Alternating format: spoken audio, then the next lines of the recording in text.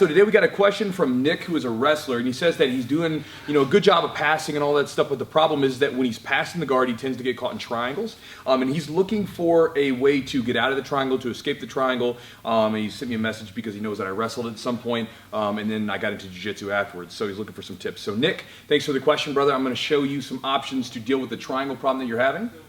As always, this is my lovely assistant, Mr. Adam Wilson.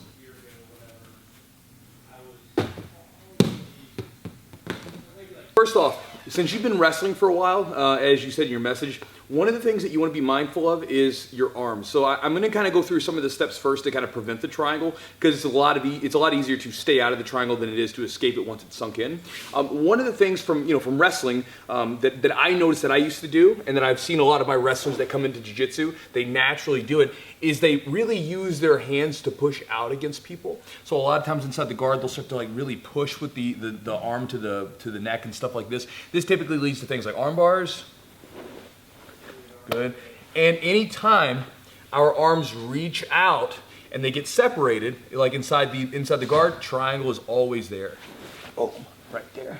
One of the things I was talking to the guys tonight, I was telling them, anytime you're in a bad spot, when you're in a defensive position, which you are, if you're on top inside the guard, you're in a defensive position. Anytime you're in a defensive position, like the bottom of side control, bottom of mount, back mount, inside the guard, your hands have to become like buddies, right? So if someone's gonna beat you up, it's a lot harder to do it if you got a friend. Same thing with your arms.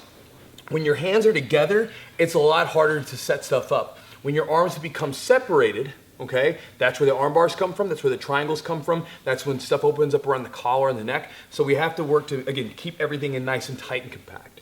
Now, here's the thing. That said, look for all the possibilities, or when you're rolling, if you keep getting caught into a triangle, look for where your arms are starting to reach out and stop doing that. Now, let's say you do getting caught in a triangle. Let's talk about the triangle a little bit. So throw it into me. I think of the triangle in 3 stages. Go ahead. Stage 1 is up here. Loose triangle. It's more of a position. Can lead off to omoplatas, arm bars, everything else. Stage 2 is where it gets tight, but because my arm is out, I'm still okay. I'm not okay, but I'm still alive. Stage 3, elbow comes across,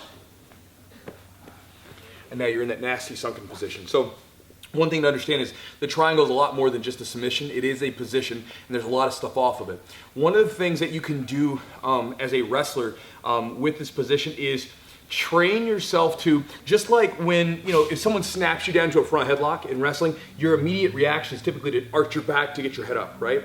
Try to use that same motion, Nick. When he goes for a triangle here, go ahead, boom. We want to make sure this is happening, right? Our head's going up. So as soon as you feel someone locking that leg down, our head goes up. And what'll happen is this will stop it from getting super sunk in. Now from here, I want to keep my arms tight together. And if we're using the gi, I'll show you no gi in a second. If we're using the gi, I'll get 2 grips here on the hip, same side. So my arm here, I want to keep my elbow across. I'm going to grab 2 grips on the hip here, and I'm going to sit back to my hips here, make lots of space. Push the knee forward. Once the legs opened up, I'm going to go underneath, and I can begin to set up, your basic stack pass here, boom, to the side. So he does some basic triangle here, boom, boom, here, head up, hands together. Now I'm going to sit back to my hips here, and I want to arch my back. As soon as there's a little bit of space, boom, I can go under. And it doesn't even have to be full on broken. If I have a loose lock in your ankle, even if he's loose here, I can still get my arm out of there. Now, if it's no gi, if he doesn't, we're going to imagine that he doesn't have, I can't grip on the pants or whatever. He goes for the triangle here. Same thing, heads up here. The only difference is I'm going to push on the actual hip here, but I'm still arching my back, making lots of space within the legs. And then as soon as it's loose enough, pull that arm out, and then you got your double stack. Now, if it goes into stage 2 or stage 3 where it gets tighter and tighter, there's a lot of other options that you have to look for. But Nick, to me, that's the best thing first, right? When you get caught to a nasty, deep triangle, it's a big problem and it's tough to get out of. But early on, look for your arms to be reaching out. That's a problem that a lot of people have, not just wrestlers, but a lot of new people when they come to jiu-jitsu. They reach out and they use their hands a lot inside the guard, and the person starts to attack those. Look for the times where you're reaching out, bring all that together, keep your arms nice and tight. Second thing is that when someone throws that leg up on your head, arch your back, really posture up, make lots of space inside the legs, and then you can a lot of times pull that arm right out of there. You got to be careful about other submissions, but you can get it out of there while it's loose. And again, if you guys want to see more on the triangle escapes and some of the options that I have from that, you can just post that down in the comments below and I'll make future videos from it or with it. I'm finished. Adam? Adam.